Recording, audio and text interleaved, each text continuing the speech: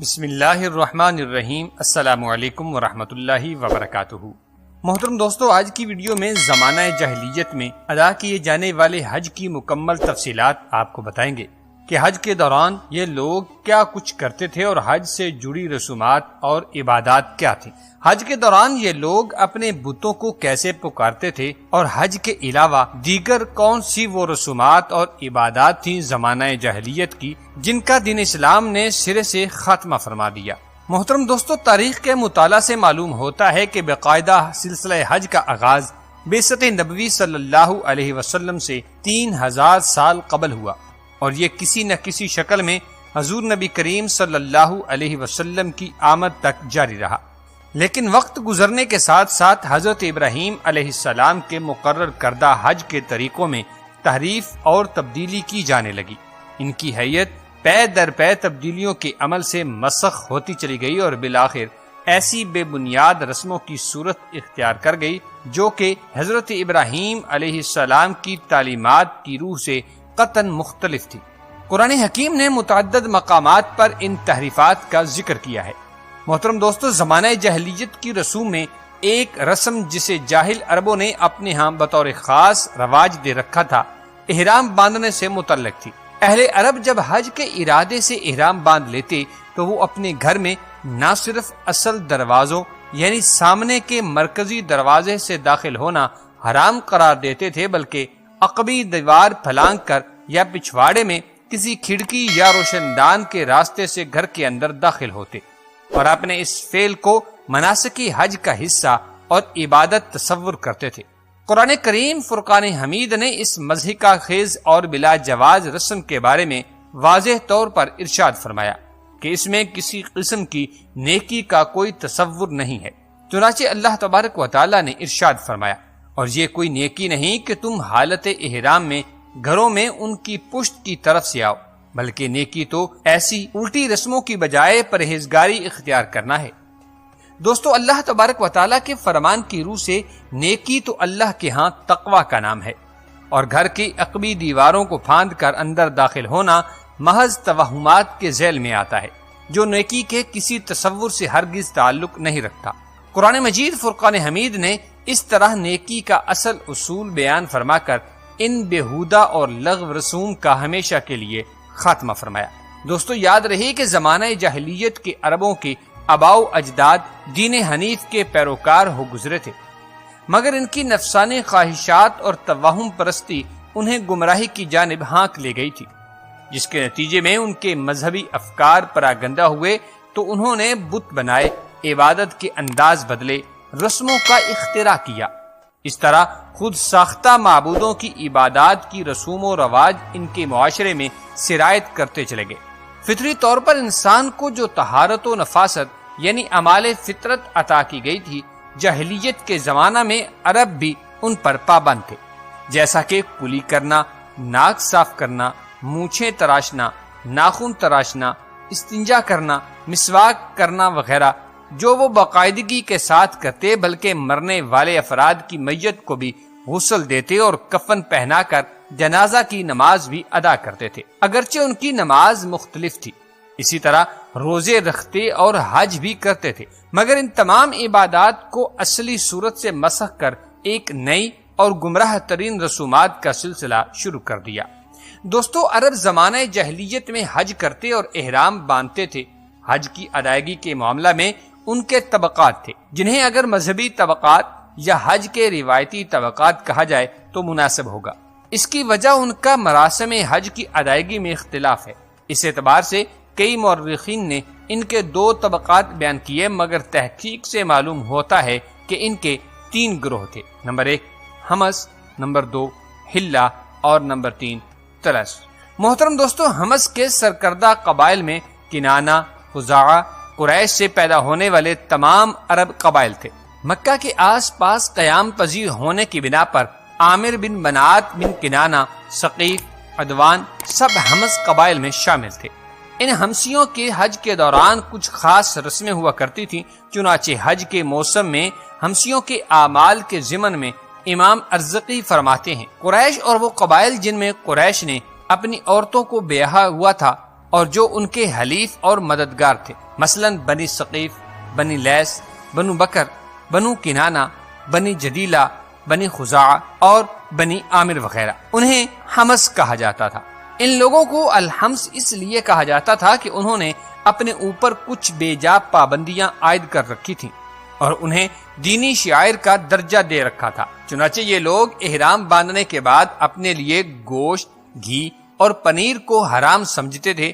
جب تک احرام میں ہوتے تو صرف چمڑے کے بنے خیمے میں داخل ہوتے تھے اور اون سے بنے خیموں میں داخل ہونے کو حرام قرار دے رکھا تھا، اور احرام باندھنے کے بعد اپنے گھروں میں دروازوں سے داخل ہونے کی بجائے دیوار پھلانگ کر آتے تھے، اور حرم کے باہر سے حج یا عمرہ کرنے والے اپنے ساتھ جو غلہ اور اناج لاتے اور جو کپڑے پہن کر آتے، انہیں نہ تو اس غلے اور اناج کو استعمال کرنے کی اجازت ہوتی تھی اور نہ ان کپڑوں میں بیت اللہ شریف کے طواف کی اجازت تھی۔ دوستو، انہوں نے یہ پابندی بھی عائد کر رکھی تھی کہ سب سے پہلا طواف حمس کے دیے ہوئے کپڑوں میں ہی کیا جائے گا، اور اگر کہ یہ کپڑے دینے سے انکار کر دیتے تو انہیں برہنہ طواف کرنا پڑتا تھا۔ اسی طرح قریش کے لوگ حج کے دوران دیگر حجاج کی طرح عرفات میں وقوف کرنے کی بجائے مزدلفہ میں وقوف کرتے تھے، کیونکہ عرفات حدود حرم سے باہر ہے جبکہ مزدلفہ حدود حرم میں ہے، اور یہ لوگ اپنے آپ کو قطین اللہ یعنی حرم خداوندی کے رہائشی اور مجاور کہتے تھے، اور حدود حرم سے باہر نکلنے کو اپنے لیے ناجائز سمجھتے تھے۔ چنانچہ باقی تمام لوگ تو عرفات جاتے اور وہاں وقوف کرتے، جبکہ یہ مزدلفہ سے ہی واپس آ جاتے تھے۔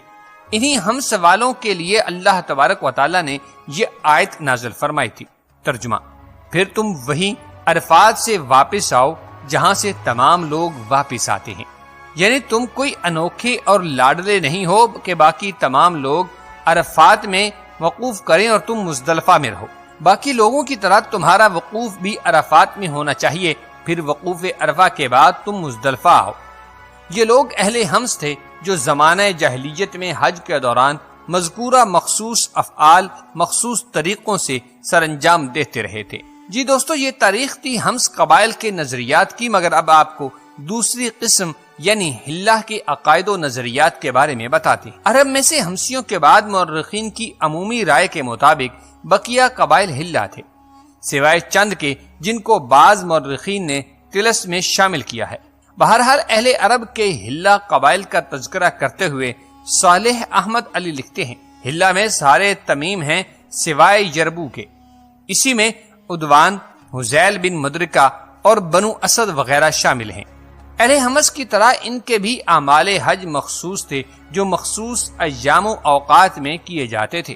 دوستو، ان اعمال و رسوم کے بارے میں بیان کیا گیا ہے کہ ہلہ والے حرم میں شکار کرنے کو حرام جانتے تھے اور اس کے علاوہ حلال مناسک میں ترتیب قائم رکھتے تھے۔ امیر آدمی اپنا سارا مال کا بیشتر حصہ مناسک کے لیے دے دیا کرتا، جس سے ان کے فقراء کو گرم کیا ہوا گھی ملتا۔ وہ اون، اونٹ اور دیگر جانوروں کے بالوں پر گزارا کرتے تھے۔ جس لباس میں مناسک حج ادا کرتے وہی زیب تن کرتے۔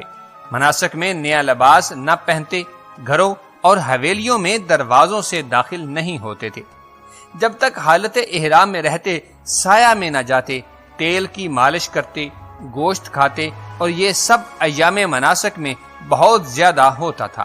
دوستو، فراغت کے بعد ہلہ والے جب مکہ میں داخل ہو جاتے تو اپنے جوتوں اور کپڑوں کو صدقہ کر کے کعبہ کی عظمت کے پیش نظر نیا ہمسی لباس کرائے پر لیتے اور اپنے اور کعبہ کے مابین جوتے نہیں لاتے بلکہ برہنہ پا آتے تھے۔ اگر لباس نہ میسر ہوتا تو برہنہ طواف کرتے۔ ہر شخص کے لیے ایک حرمی ہمسی ہوتا جس کا لباس وہ حاصل کرتا، اور جسے کوئی بھی لباس نہ ملتا وہ برہنہ ہی طواف کرتا تھا۔ ہلہ والے بیت اللہ کی جانب لوٹتے ہوئے طواف کے لیے لباس کرایہ پر حاصل کرتے تھے، کیونکہ جب وہ بحیثیت حجاج گھروں سے نکلے تو سوائے گوشت کے خرید و فروخت کو حرام قرار دے دیا تھا، یہاں تک کہ اپنے گھروں کو لوٹ جاتے۔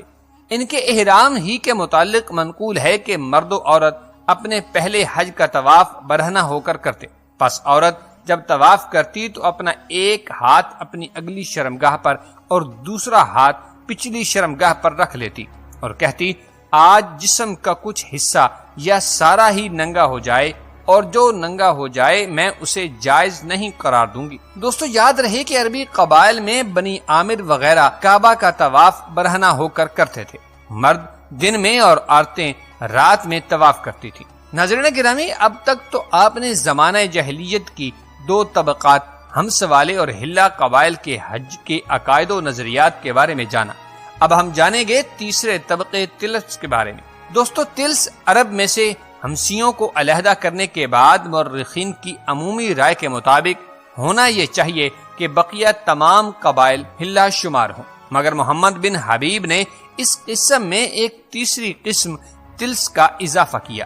چنانچہ وہ لکھتے ہیں کہ اور وہ تمام اہل یمن، اہل حضرموت اور ایاد بن نزار ہیں۔ رام تلسی افراد کے امور حج کے بارے میں تفصیلاً ذکر کرتے ہوئے لکھتے ہیں، تلس والے ہل و ہمس کے مابین تھے۔ حالت احرام میں وہ ہلہ کی مثل اعمال کیا کرتے، جبکہ کپڑے پہننے اور گھر میں داخل ہونے کے اعمال ہمس کی مانند کرتے۔ وہ کعبہ کے گرد برہنہ نہیں ہوتے تھے، نہ کپڑے کرائے پر لیتے اور گھروں میں دروازوں سے داخل ہوتے، نہ بیٹیوں کو زندہ درگور کرتے اور ہلہ کے ساتھ ہی وقوف کرتے اور وہی اعمال کرتے جو وہ کیا کرتے تھے۔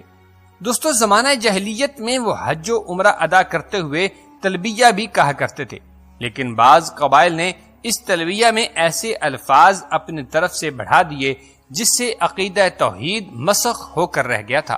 عرب جب بیت اللہ کی حج کا ارادہ کرتے تو ہر قبیلہ اپنے اپنے صنم کے پاس کھڑا ہوتا اور اس کے پاس نماز پڑھتا، پھر تلبیہ کہتا اور تلبیہ پڑھتے پڑھتے مکہ آ جاتا۔ دیگر باہمی مختلف رسومات کی طرح ان کے تلبیات بھی مختلف تھے۔ جس طرح ہر قبیلہ کا مخصوص تلبیہ تھا، اسی طرح جاہلیت میں عرب نے تمام بتوں کے لیے بھی علیحدہ علیحدہ تلبیے مخصوص کیے ہوئے تھے۔ محترم ناظرین گرامی، زمانہ جاہلیت میں لوگ حج بھی کیا کرتے، 7 طواف کے چکر لگاتے، قربانی کرتے، رمی جمار کرتے، پتھروں کو تبرکاً چھوتے اور اشہر حرم کا احترام کرتے۔ ان مہینوں میں لڑائی جھگڑا اور قتل و قتال نہ کیا کرتے۔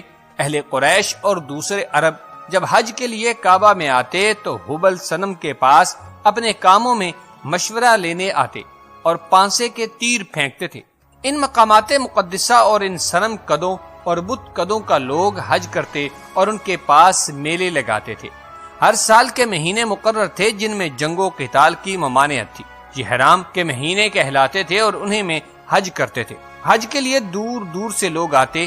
کعبہ کی طرح مشہور حج کی جگہ کعبہ ذی تھا، اسے رب البیت بھی کہتے تھے۔ ان اصنام کی نظر و نیاز بھی کرتے، انہیں اچھے اچھے تحفے دیتے، ہتھیار پیش کرتے تھے اور سامان عیش و عشرت ان کے لیے لے جاتے تھے۔ جنوبی عرب والے سونے، چاندی یا لکڑی کے نقوش بھی پیش کیا کرتے تھے۔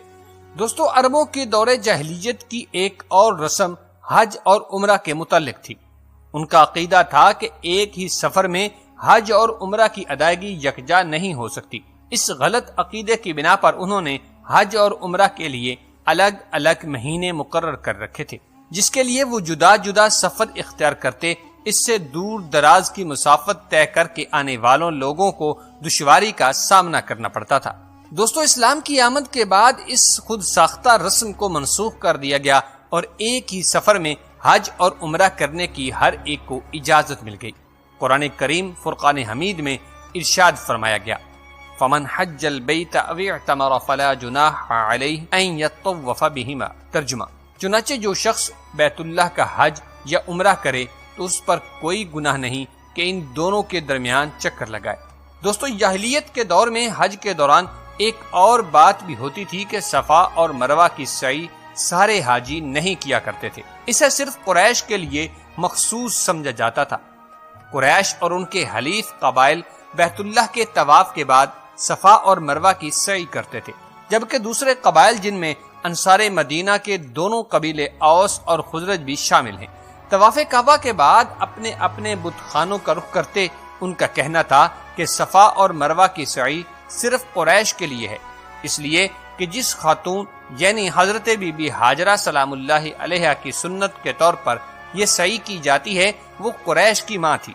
لیکن حضرت صلی اللہ علیہ وسلم نے فتح مکہ کے بعد تمام بت خانے ختم کروا دیے اور پورے جزیرہ عرب میں کوئی بت خانہ باقی نہ رہنے دیا، تو انصار مدینہ کو بطور خاص یہ الجھن پیش آئی کہ وہ طواف کعبہ کے بعد کیا کریں گے۔ اس پر قرآن کریم فرقان حمید میں حکم نازل ہوا کہ صفا اور مروہ بھی بیت اللہ کی طرح شعائر اللہ میں سے ہیں، اس لیے جو لوگ حج یا عمرہ کے لیے آئیں وہ بیت اللہ کے طواف کے ساتھ صفا اور مروہ کی سعی بھی کریں۔ اس طرح حج اور عمرہ کے لیے آنے والے تمام حضرات کے لیے صفا و مروہ کی سعی کو ضروری قرار دیا گیا۔ محترم ناظرین، اسی طرح ایک غلط نظریہ اور تصور زمانہ جاہلیت میں عربوں کے ہاں جڑ پکڑ چکا تھا، جس کی روح سے انہوں نے اپنے اوپر حج کے سفر کے دوران زیادہ راہ ہمراہ لے جانا حرام قرار دے دیا تھا۔ وہ حج کے لیے سفر پر نکلتے تو اپنے ساتھ کھانے پینے اور دوسری ضروریات کا سامان لے جانا اپنے نام نہاد تقوی کے منافی سمجھتے تھے۔ قرآن مجید میں اللہ رب العزت نے ان کے اس بے بنیاد اور لغو تصور کا راز کھول دیا۔ ارشاد فرمایا، الحج اشہر معلومات فمن فرض فیہن الحج فلا رفث ولا فسوق ولا جدال فی الحج وما تفعلوا من خیر یعلمہ اللہ وتزودوا فإن خیر الزاد التقوی واتقون یا اولی الالباب۔ ترجمہ، حج کے چند مہینے معین ہیں، یعنی شوال، ذیقعد اور عشرہ ذوالحج، تو جو شخص ان مہینوں میں نیت کر کے اپنے اوپر حج لازم کر لے تو حج کے دنوں میں نہ عورتوں سے اختلاط کرے، نہ کوئی اور گناہ کرے اور نہ ہی کسی سے جھگڑا کرے، اور تم جو بھلائی بھی کرو اللہ اسے خوب جانتا ہے، اور آخرت کے سفر کا سامان کر لو، بے شک سب سے بہتر زاد راہ تقوی ہے، اور اے عقل والو میرا تقوی اختیار کرو۔ محترم دوستو، سب سے بڑی تبدیلی یہ کی گئی تھی کہ بیت اللہ اور اس کے ارد گرد کے ماحول میں مشرکین عرب نے سینکڑوں بت نصب کر کے اسے بت خانہ بنا رکھا تھا، جہاں اللہ تبارک و تعالیٰ کی بندگی کے ساتھ ساتھ ان بتوں کی پوجا پاٹ بھی ہوتی تھی۔ جناب رحمت اللہ عالمین صلی اللہ علیہ وسلم نے بیت اللہ اور مسجد حرام کو ان بتوں سے پاک کر کے اس ماحول کو اللہ تبارک و تعالیٰ کی بندگی کے لیے خاص کر ڈالا، اور اب یہاں صرف اللہ تبارک و تعالیٰ کی عبادت ہوگی، اس کے علاوہ کسی اور کو یہاں نہیں پکارا جائے گا۔ محترم دوستو، یہ تو تھی زمانہ جاہلیت کے حج کے بارے میں مکمل تفصیلات۔ اب آپ کو زمانہ جاہلیت میں ہونے والی دیگر عبادات اور مذہبی رسومات کے بارے میں بتاتے ہیں۔ اہل عرب کے ہاں دور جاہلیت میں بھی دین حنیف کی بہت سی عبادات باقی رہیں، لیکن انہوں نے ان عبادات کے لیے چند شرائط اور قیود مقرر کر دیے، انہیں ایسا رنگ دے دیا تھا جس میں ان عبادات کی روح فنا ہو گئی تھی۔ محترم دوستو، یاد رہے کہ دین ابراہیمی کے مطابق وہ اپنے مردوں کو غسل دیتے، کفن پہناتے، ان کی نماز جنازہ بھی پڑھتے، اور سنت ابراہیمی کے مطابق ان کو قبروں میں دفن کرتے، لیکن ان کی نماز جنازہ میں نہ اللہ کی حمد و ثنا تھی، نہ اس میت کے لیے اللہ کی جناب میں مغفرت کی دعائیں مانگی جاتی تھی، بلکہ میت کو غسل دینے اور کفن پہنانے کے بعد جب دفن کرنے کے لیے لے جاتے تو اس میت کا کوئی قریبی رشتہ دار آگے کھڑا ہو جاتا اور اس میت کے محاسن اور کمالات بیان کرتا اور اس کی تعریف میں زمین و آسمان کے قلابے ملا دیتا۔ اس کے بعد تعریف کرنے والا کہتا، علیک رحمت اللہ، یعنی تجھ پر اللہ کی رحمت ہو، اور پھر اس کو دفنا دیا جاتا تھا۔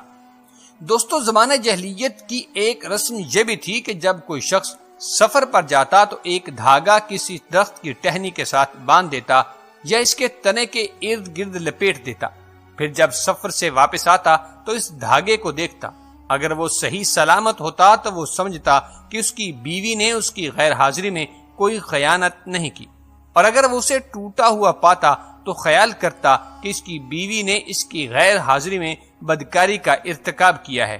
اس دھاگے کو الرتن کہا جاتا تھا۔ دوستو، ان کی ایک رسم بد کے بارے میں عرب کہتے تھے کہ اگر کسی شریف آدمی کا قتل کر دیا جائے اور وہ عورت جس کا بچہ زندہ نہ رہتا ہو وہ اس مقتول کی لاش کو روندتی ہوئی اوپر سے گزرے، اس کے بعد جو بچہ جنے گی وہ لمبی زندگی پائے گا۔ اہل عرب کے ہاں رسم بلیجہ بھی ان کے مذہبی رسم و رواج میں سے ایک رسم تھی جسے کسی کے مرنے پر ادا کیا جاتا تھا، اور یہ رسم میت کے اونٹ یا اونٹنی کو اذیت پہنچا کر پوری کی جاتی۔ عرب کے زمانہ جاہلیت کی اس رسم کے حوالے سے سید محمود اپنی کتاب میں لکھتے ہیں، بلیہ وہ اونٹنی ہوتی تھی جسے قبر کے پاس باندھ دیا جاتا جہاں تک کہ وہ مر جاتی۔ یہ ایک مشہور رسم ہے۔ بلیہ یہ تھی کہ جب کوئی عزت دار انسان مر جاتا تو وہ اس کی اونٹنی یا اونٹ کو بغیر خوراک کے چھوڑ دیتے، پھر اس کی گردن کو الٹا کرتے، اس کے سر کو پھیر کر پشت کی جانب کر دیتے اور اسے ایک چھوٹے سے گڑھے میں چھوڑ دیتے۔ اسے کھانے اور پینے کے لیے کچھ بھی نہ دیا جاتا یہاں تک کہ وہ مر جاتی۔ بسا اوقات اس کے مر جانے کے بعد وہ لوگ اسے جلا بھی دیتے تھے اور کبھی کبھی کھال اتار کر گھاس اس کے اندر بھر دیتے۔ ان کا خیال تھا کہ جس شخص کے مرنے کے بعد بلیہ نہ بنائی جائے وہ قیامت کے دن پیادہ اٹھے گا۔ محترم دوستو، یاد رہے کہ مذہبی عیدیں اور میلے بھی جاہلانہ طریقے سے منائے جاتے تھے۔ جاہلیت میں عرب عیدیں بھی اپنے مخصوص بتوں کے حضور مناتے تاکہ خوشی اور قرب معبود دونوں حاصل ہو جائیں۔ چنانچہ 3 بڑے بتوں کی خاطر رخت سفر باندھتے اور ان کے قدموں میں عز و نیاز پیش کر کے عید کا اہتمام کرتے تھے، جن سے میلوں کے سماں بند جاتے تھے۔ وہ 3 بت لات، عزا اور منات ہیں۔ دوستو، لات اہل طائف کا بت تھا جو دراصل نیک آدمی تھا اور حاجیوں کے لیے ستو بھی گویا کرتا تھا۔ جب وہ مر گیا تو مدت تک عرب اس کی قبر پر مقیم رہے، پھر انہوں نے اس کا بت بنایا اور پھر ایک عمارت کھڑی کر دی جس کا نام بیت الربہ رکھا۔ عزا اہل مکہ کا بت تھا جو عرفات کے قریب نصب تھا۔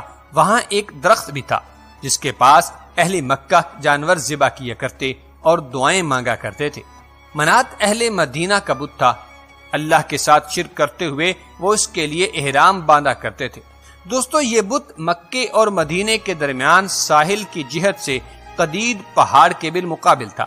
یاد رہے کہ ان تینوں بتوں کے پاس جمع ہونے کے لیے عربوں نے سال بھر میں مخصوص موسم مقرر کر رکھے تھے۔ ہر پہاڑی راستے سے عرب ان کا قصد کر کے آتے اور کعبے کی طرح ان کی تعظیم کیا کرتے تھے۔ ان کے پجاری اور دربان مقرر تھے۔ یمن میں ذوالخلصہ، خشم اور بچلیہ کا گھر تھا جس میں بت تھے اور عرب ان کی پرستش کیا کرتے تھے۔ وہاں سال میں ایک بار میلہ بھی لگا کرتا تھا۔ نبی اکرم صلی اللہ علیہ وسلم نے جریر رضی اللہ تعالی عنہ سے فرمایا، کیا تو ذوالخلصہ کو تباہ کر کے میرے دل کو راحت نہ پہنچائے گا؟ تو حضرت جریر صحابی رسول کہتے ہیں، یہ سن کر میں 150 سواروں کو لے کر نکلا، پھر ہم نے اسے توڑ ڈالا اور ان تمام لوگوں کو جو وہاں تھے قتل کر ڈالا۔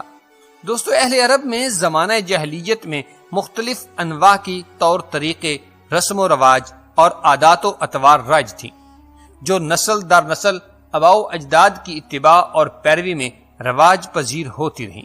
دوستو، وہ تمام رسومات جن سے حرمت الہیہ کی حدود پامال ہوتی رہی تھی اسے دین اسلام نے یکسر ختم کر دیا اور ابتدائے زمانہ سے چلے آنے والے حرمت کے مہینوں کی اصل کو قائم فرمایا۔ اللہ تبارک و تعالیٰ سے دعا ہے کہ اللہ رب العزت دین اسلام کے مطابق زندگی بسر کرنے کی توفیق عطا فرمائے۔ آمین ثم آمین۔ امید کرتا ہوں کہ آپ کو آج کی ویڈیو اچھی لگی ہوگی۔ اگر آپ کو ہماری ویڈیو اچھی لگی ہے تو ویڈیو کو لائک کریں اور مزید اس طرح کی ویڈیوز دیکھنے کے لیے ہمارا چینل سبسکرائب کر لیں۔ ملتے ہیں نیکسٹ ویڈیو میں، اجازت دیجیے، اللہ حافظ۔